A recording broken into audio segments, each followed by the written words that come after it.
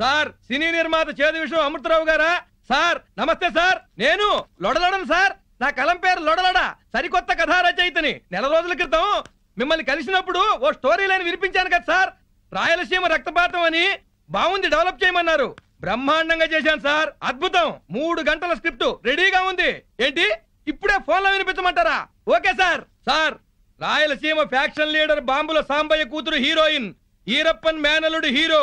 ఈడు బాంబుల సాంబయ్య కూతుర్ని ప్రేమించాడు. సాంబయ్య ఒప్పుకోలేదు సార్. కానీ హీరో ఆ పిల్ల ఇంటికెళ్లి శివజనం మీద 4 సెంటపకాయలు పడేసి ఆ పిల్ల చెయ్యి పట్టుకుని లేపుకుపోయాడు. బాంబుల సాంబయ్య గ్యాంగ్ హీరోని తరుగుతా వస్తుంది. 350 టాటా సుమోలు, అన్ని వైట్ కలరే, 10 పటాన్ ట్యాంకులు, 3 హెలికాప్టర్లు, 250 గుర్రాలు, 4 రైళ్లు, 1000 సైకిళ్లు, అందరి చేతుల్లో బాంబులు గొడ్డళ్ళు. హీరో వెనక నుంచి ఒక ఫ్యాక్షనిస్టు అలా గొడ్డలిసిరాడు. హీరో వెనక్కి తిరగకుండానే దాన్ని గాల్లో పట్టుకుని మళ్ళీ వెనక్కిసిరాడు.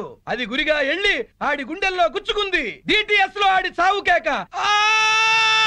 హీరో హీరోయిన్ ని తీసుకుని ముళ్ళల్లో పరిగెత్తాడు, రాళ్లల్లో పరిగెత్తాడు, కొండల్లో పరిగెత్తాడు, నీళ్ల మీద పరిగెత్తాడు, ఎడారుల్లో పరిగెత్తాడు. పరిగెడతానే ఉన్నాడు. చివరికి చేసేది లేక హీరో హీరోయిన్ ని తీసుకుని శ్రీహరికోట రాకెట్ కేంద్రంలోకి దూరాడు.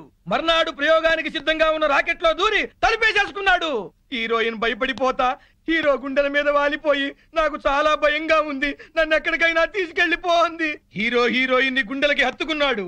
ఈ దిక్కుమాలిన ఫ్యాక్షనిజానికి దూరంగా ఏదన్నా గోడల్లోకి వెళ్లి హ్యాపీగా బతుకుదామన్నాడు. అంతే, రాత్రికి రాత్రే మర్నాడు ప్రయోగానికి సిద్ధంగా ఉన్న రాకెట్ ని ఆకాశంలోకి అంగారక గ్రహం వైపుకి దూసుకుపోయేలా చేశాడు హీరో. వెనకాల నుంచి ఎర్రి ఫ్యాక్షనిస్టులు తరువుకుంటా వచ్చి నోరెళ్లబెట్టి ఆకాశం వంక సొత్తున్నారు. ఆకాశంలోకి రాకెట్ అలా వెళ్ళిపోతుంది.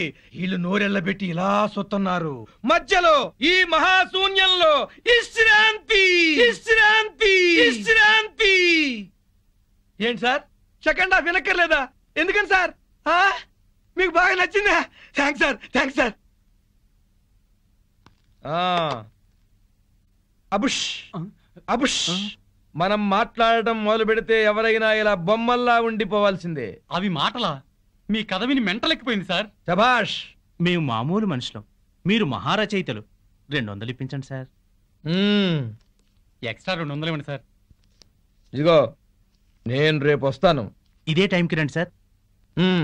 ఒరే మామ, ఇవాళ మనకొచ్చిన కలెక్షన్ 2000 రూపాయలు. ఈ డ్రామా ఇలాగే 1 నెల రోజులు కంటిన్యూ చేసామంటే మనం హ్యాపీగా దుబాయ్ వెళ్ళొచ్చు. ఈ బిల్లు మొత్తం ఆ పెళ్ళం పిచ్చుడి నెత్తిన పడుతుంది.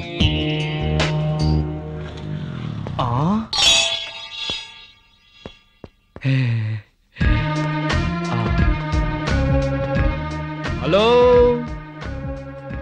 ఏం శ్రీనివాస్ బాయ్, నువ్వు చాలా చాలా అదృష్టవంతుడివి. నీకు ఎక్కడ పడితే అక్కడ డబ్బు దొరుకుతుంది, కానీ అప్పు తీసుకుంటే నువ్వే ఫోన్లో కూడా దొరకవు. అది కాదు సేట్జీ, నిన్ను కలుద్దామని బైక్ మీద స్పీడ్ గా వస్తుంటే ఈ నోట్ల కట్ట దొరికింది. ఈ నోట్ల కట్ట నాది బాబు. రోడ్డు మీద నేను కనిపిస్తే నువ్వు ఆగవు, డబ్బు కనిపిస్తే ఆగుతావు. అందుకే ఈ ప్లాన్ వేసిన. ఇది అన్యాయం సేట్. నాకు దొరికిన డబ్బు నువ్వు కొట్టేయాలని చూస్తున్నావు. అరే చూప్, నీ నగరాలన్నీ నాకు తెలుసు, అందుకే అందులో చిట్టి పెట్టిన. చూడు, చదువు. డబ్బులు ఇచ్చేటప్పుడు నేను కుబేరుణ్ణి, వడ్డీ వసూలు చేసేటప్పుడు కాలయము. అర్థమైందా? ఆఖరిసారి చెప్తున్నా, అసలు వడ్డీ మొత్తం కలిపి 2.5 లక్షలు అయ్యింది. నెల నెల వడ్డీ కట్టు. ప్రతి వారం వచ్చి నాకు కనపడు, లేకపోతే నీ ఇంట్లో సామాను వీధిలో పడేస్తా.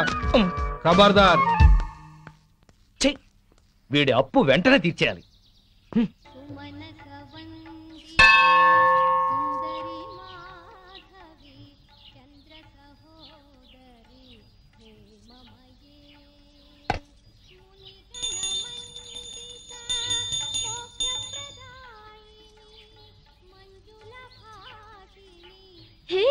మంజులా,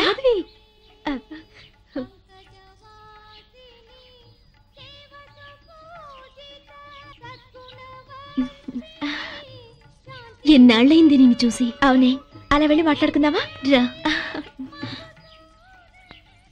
ఏమే, ఎక్కడుంటున్నావు? ఈ ఊర్లోనే, అశోక్ నగర్ లో ఉంటున్నావు. ఓ, మేము కూడా అక్కడే ఉంటున్నాం. అయితే మనం ఎప్పుడు కలుసుకోవచ్చు అనమాట. అవును, మీ హస్బెండ్ ఏం చేస్తారు? Finance business. మా ఆయన కూడా finance business. Sairam chit funds మాదే. ఎల్లుండి మా కంపెనీ 10th యానివర్సరీ. నువ్వు మీ ఆయన తప్పకుండా రావాలి. డెఫినెట్ గా వస్తాం. సరే పద, మీ ఇంటి దగ్గర దింపుతాను. అలాగే మీ ఇల్లు కూడా చూసినట్టుంటుంది. సరే. రా. Sir shut up. ఆఫీస్ కార్ తీసుకెళ్లి సొంత కారని చెప్పుకుని వాడావు. ఇచ్చిన ఉద్యోగం అడ్డం పెట్టుకుని అప్పులు చేశావు. ఆ సేట్ ఎవడో వచ్చి ఆఫీస్ లో గొడవ చేసేలేడు.